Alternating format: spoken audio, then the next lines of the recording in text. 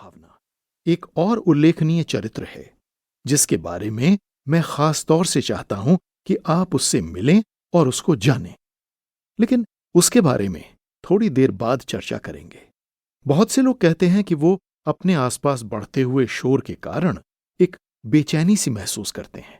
हमारे भीड़ भाड़ वाले शहरों और व्यस्त डिजिटल टेक्नोलॉजी से आगे बढ़ते जीवन में केवल अपने जीवित होने की सरलता को पाने के लिए जरूरी समय और अवसर निकाल पाना अक्सर बहुत मुश्किल हो जाता है।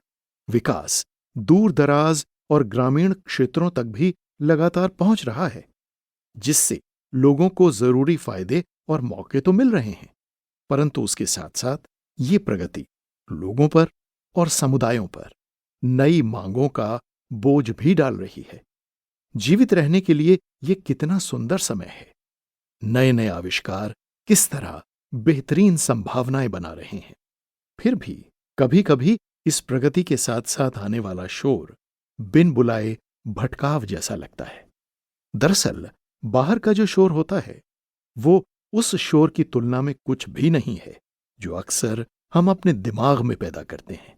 समस्याएं व ऐसे विषय जिन्हें हमें लगता है कि हम हल नहीं कर सकते, चिंताएं व खुद पर संदेह जिन्हें हमें लगता है कि हम दूर नहीं कर सकते, इच्छाएं और उम्मीदें जिन्हें हमें लगता है कि हम पूरा नहीं कर सकते। हम दूसरों के प्रति चिढ़, आक्रोश और यहां तक कि क्रोध और स्वयं से निराशा भी महसूस कर सकते हैं। शायद हमें लगता है कि हम ध्यान न देने की वजह से पीछे रह जाते हैं। दुविधा और टाल मटोल के कारण या आनंद की तलाश में प्रतिदिन जो हम मानसिक रूप से जूझते हैं, उसके कारण हम दबाव महसूस करते हैं। इस पुस्तक में नकारात्मक सोच का जो प्रभाव हम सब पर पड़ता है, उसके बारे में मैं बात करूंगा और एक ऐसा रास्ता बताऊंगा जिस पर चलकर हम अपने उस गहरे न बदलने वाले हिस्से तक पहुंच सकें जो विचारों से परे है। एक अलग रास्ता। मुझे ये कैसे पता चला कि मेरा तरीका काम करता है? क्योंकि इसने मेरे लिए काम किया है, इसलिए मैं इसे अपने साथ पूरे भरोसे के साथ साझा कर रहा हूं। मैं प्यासा था। मैं एक कुएं के पास आया और फिर मेरी प्यास बुझ गई। क्या और भी तरीके हैं? बिल्कुल हो सकते हैं। फिर मैंने क्यों नहीं जाकर उन तरीकों को आजमाया? क्योंकि अब मैं प्यासा नहीं रहा। आप जीवन के प्रति मेरे नजरिए का इस्तेमाल कर सकते हैं।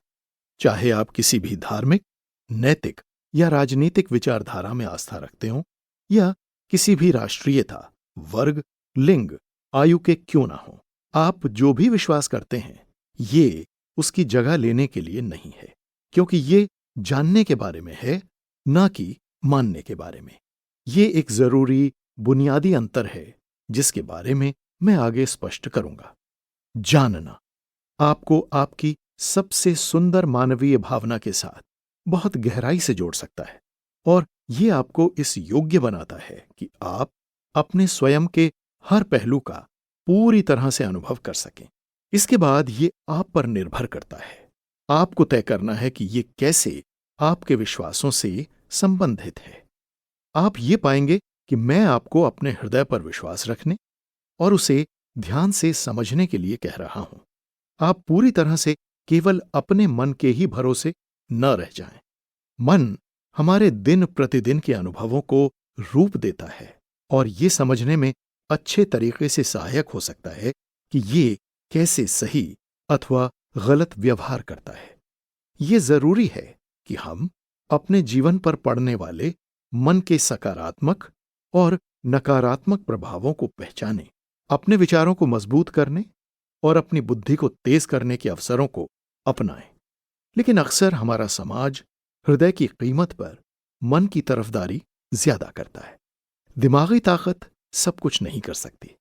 उदाहरण के लिए, मुझे यकीन है कि हमारा दिमाग अकेले इस सवाल का संतोषजनक जवाब नहीं दे सकता है कि आप कौन हैं। मेरे मन ने मुझे कभी भी अपने अंदर स्थित आंतरिक शांति के स्थान तक नहीं पहुंचाया है। हमारा मन ठीक से काम करने के लिए हर उस चीज पर बहुत अधिक निर्भर करता है जो इसमें डाली जाती है।